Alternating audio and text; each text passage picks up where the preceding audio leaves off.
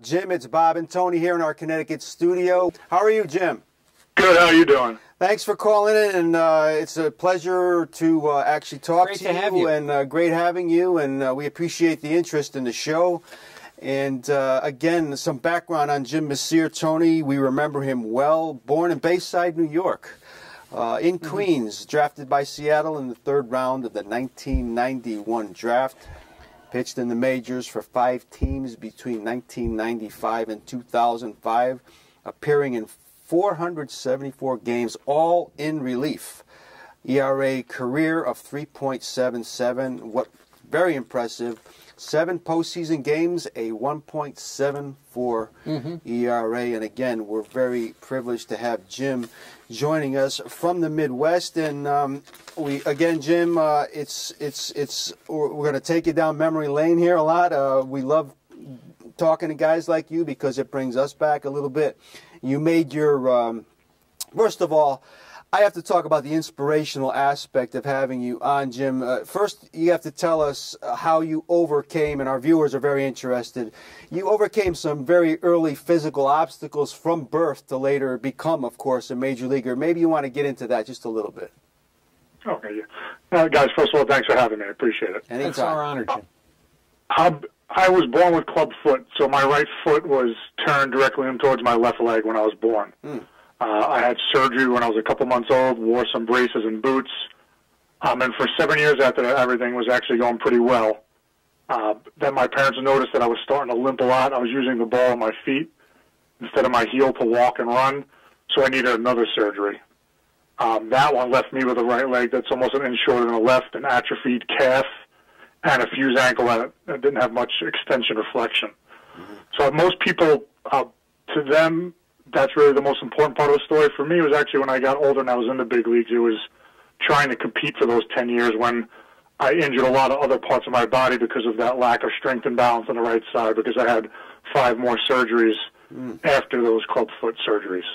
Wow. That's and you can see the compensation, Tony. We talk about it a lot, but Jim had obviously difficulties there that would affect a lot of different things. And of course, I should mention that in 2003, Jim received the Tony Conigliaro Award, again very popular here in New England. Yeah, Tony, for sure. Given annually to the player who overcomes adversity to succeed in baseball, and congrats to that. That's just a great award, Jim, and I'm sure one of your more proud achievements just to be named with a guy like Tony C. Oh yeah, that was great. And I got to go up to Boston to receive that award, and it was an extra special day. And you made your 95 debut with Seattle. You pitched 4 2/3 innings that season and gave up absolutely nothing. And you got some experience playing under a fiery guy like Lou Piniella. What do you remember about those Seattle days, Jim? Well, it was only 30 days, and I pitched in 2 games, so it's tough to really say anything about Seattle and Lou Piniella, but for me, it was more about that first game because I was a huge Yankee fan growing up, and I made my major league debut against the Yankees. Growing up, my favorite Yankee later in my teenage years was Don Mattingly. Oh yeah. And I faced him in the last month of his career and held him hitless in 2 at-bats. So that game, even though it was my first one, was probably my most memorable because I really pitched that game as a fan. Oh, I could only imagine that. What an experience. One of your idols, right, Tony? That's amazing. One more question about Seattle. I noticed on that 95 team, among others, Griffey, but Randy Johnson, a fellow pitcher, Jim, he went 18-2 that year. How insanely dominant was that guy when he was at the top of his game? Well, it was just crazy to watch because, first of all, when you're there live and he looks like he's releasing the ball 30 feet away from the plate. True. It's absolutely crazy. I'm just, it's utter domination. Just that fastball, they can't catch up to it, and then when they're about to catch up to it, throws that nasty slider. I mean, it was ridiculous. And just the fear factor. I'm assuming I wouldn't want to get in the box against him. That, was he 6'10", 6'11"? Yeah. Growling at you, I don't think I'd want to do that. John Kruk will tell you the same thing. Yes, I remember that All-Star. That was funny. Again, we're privileged to be on the air with former pitcher Jim Mecir. Tony, question. And Jim, it's such a pleasure to have you. You've been Lou Piniella, briefly, you've been around a number of managers. I was counting them: Joe Torre, Larry Rothschild, Ken Howe, Ken Maka, Jack McKeon. What did you learn from several of them?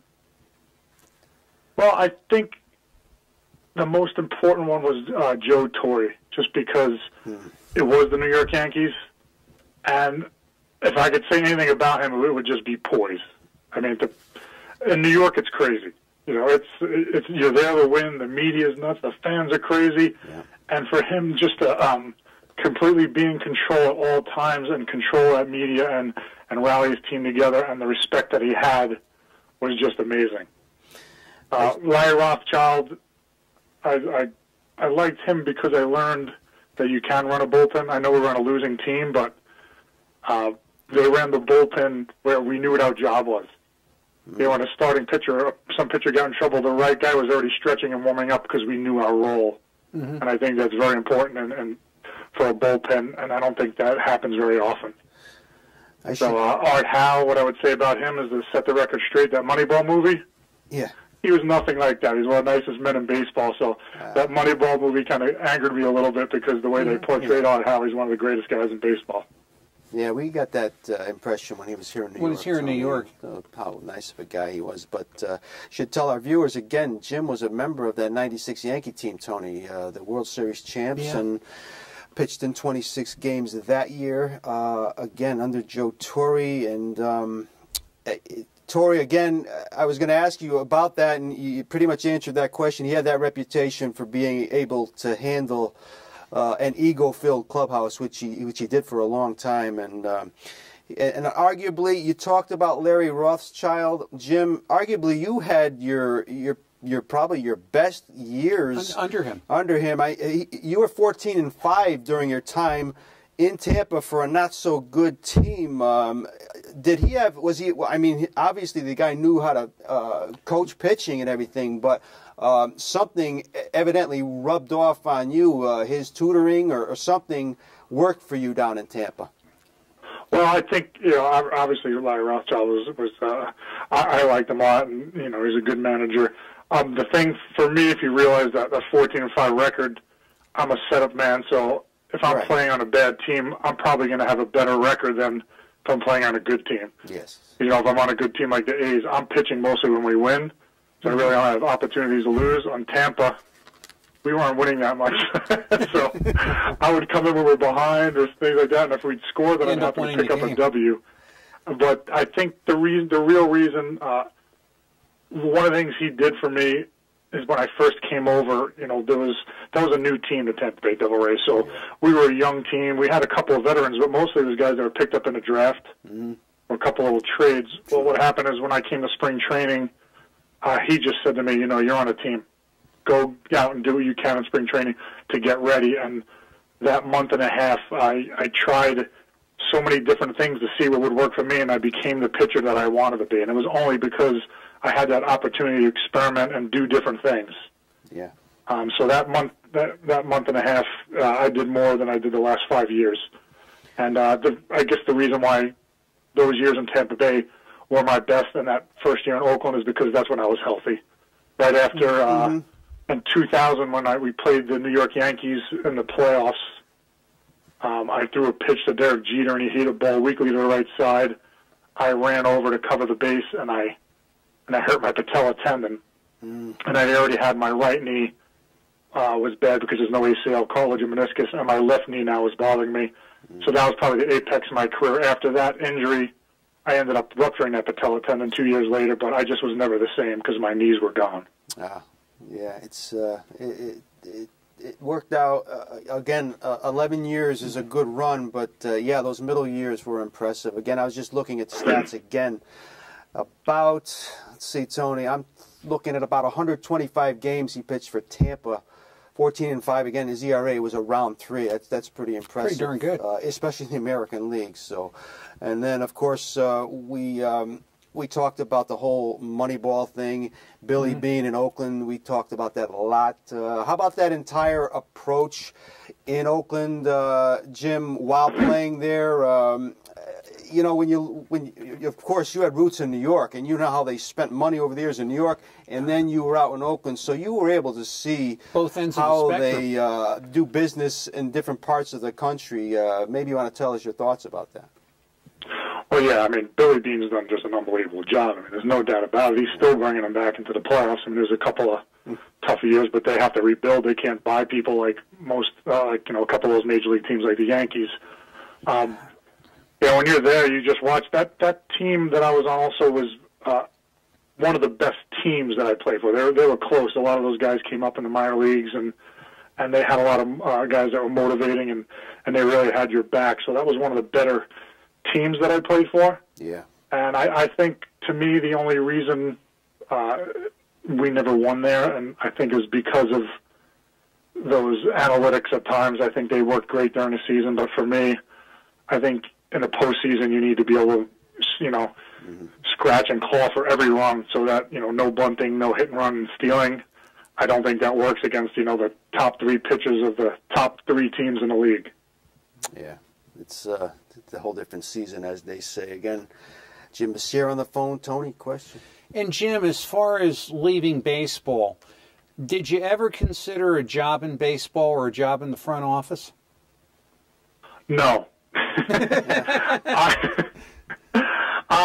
For a split second, just because people would always mention it, but I didn't want to, go back to single A and drive on those buses.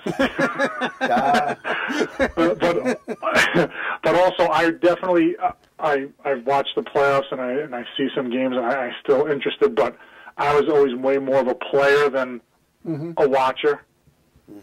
So I don't know, I never thought about, if I'm in the front office, it's still a business, and now I'm not really playing. I just get to see the game on the field once in a while. I could do that at home, so that really held no interest for me. And Jim, you were one of the last, at least the last I can remember, screwball pitchers, Tony. And Tony and I grew up watching guys like Tug McGraw, Jim Brewer, of course, later Fernando. I want you to tell us about the effectiveness of that pitch and the amount of strain it puts on the arm, no matter how well you throw it or not. Well, that's a funny thing. I think for me, now, obviously I never went through a study of what the screwball does to the arm, but I was able to throw the screwball because of my mechanics. So I don't know how the other guys, I don't know what their mechanics were, if it had an effect on their arm, but I learned it in college because my mechanics are so poor that I couldn't throw a proper curveball or slug because I didn't have any push off my back leg. Okay. So since I didn't have any push off my back leg, I landed well short of everybody else's stride, and I would use a lot of upper body and kind of pull sideways. And I would step open and pitch really open. That allowed me to get that screwball through the zone. I actually never had an elbow injury. My elbow never bothered me one time in my life. Obviously, my shoulder did towards in minor leagues and then towards the end of my career, but I got through 10 years. That pitch is really effective. Really, the only reason I think that it's even more effective than most pitches is because no one can practice against it. I have no batting practice coach, or any other pitchers throwing it. They only see it from me, 5-6 times a year. So that's why it's so effective. And even think about it this way. I saw Tim Hudson last year, and one of the first things he did is when I saw him in the tunnel, he brought over Madison Bumgarner. He's like, "This is the guy that threw the screwball," and he didn't believe it, and Posey didn't believe it either. They thought it was like some manufactured pitch, and I turned over a changeup, or they didn't even really know the history and didn't believe it existed. Wow. Yeah, that's great stuff. Well, because some people, I think, also they have a changeup and they really just turn it over a lot and they call it a screwball. Yeah. So, I mean, the screwball really, I hold it like a two-seam fastball, and I just absolutely turn the hand the opposite way, and I pull down hard through the zone. It's nothing like a changeup. Wow. Well, it's an effective pitch, Tony. We used to see... Well, they said that Carl Hubble, when in the 1930s, the giant pitcher, when he would walk, his arm would turn out. Wow. That's what the screwball did to his arm. Very pronounced, yeah. But the way Jim's body, the mechanics, it worked. It's just an amazing story. Again, we have a few more minutes with former pitcher Jim Mecir. I'm looking at some of your former teammates, Jim, and it's a who's who. I mean, even played with Joe Girardi, I mean, who's managing now here, of course. And, of course, all the people in Oakland, like your Hudsons and your Zitos, Tony. And then even at the end, Jim, in 2005, played with Florida. You had Miguel Cabrera and Dontrelle Willis. And I think of Dontrelle Willis, I think of can't-miss guys. And another guy you played with who was a can't-miss guy, very sad story, I think, Jim, was Rich Harden back in Oakland. Now, there's a guy that when he came up, this guy had so much ability and ends up, he did stick around 9 years, but only 59 victories. Kind of sad what happened to his arm. Yeah, you know, even later, I remember talking to him in Oakland one time, and I even was, you know, telling him, you know, why wouldn't you become a closer? Yeah. You know, I just think he really didn't want to do that. But every year, even when he was with the Cubs, I'm just like, can somebody just make him a closer? I mean, he was even when he started getting hurt and he was a little older and he wasn't pitching out, he would still throw 5 innings of unbelievable baseball, and then you know, he would just peter out. And I think his body just wasn't big enough for his unbelievably powerful arm. You know, he was what, 5'10", maybe 170 pounds, and I think his arm was just too strong for that body, and then he would start to tire, and then it would take its toll on his arm. In that Dontrelle Willis, that 2005 year, 22-10, you talk about a guy that broke on the screen. Did the league just catch up to him, Jim? What happened there? I have no idea, because that was the only year I played with him, and, you know, just his leg kick and everything. Yeah. He had good speed, good breaking pitches. You know, I think he was deceptive because of how oddly he threw. I don't know what happened. I don't know if, you know, he lost a couple miles an hour, like, you know, like a Barry Zito did. Right. And maybe that took away, you know, you lose 3 or 4 miles an hour, not only does it take away from your fastball, but then you got to realize that you have less torque on your breaking pitches, so they're not going to be as good. So, you know, I mean, I can even think about it as far as me. After that 2001 season, when my knees were gone, I didn't lose much. I lost a mile an hour or two, but the fact that I just couldn't stride as far and get out over my legs, my sinker didn't work quite as well. My screwball wasn't quite as sharp, and my control wasn't there. You know, it's hard enough to pitch in the big leagues at 100%, so you lose a little bit.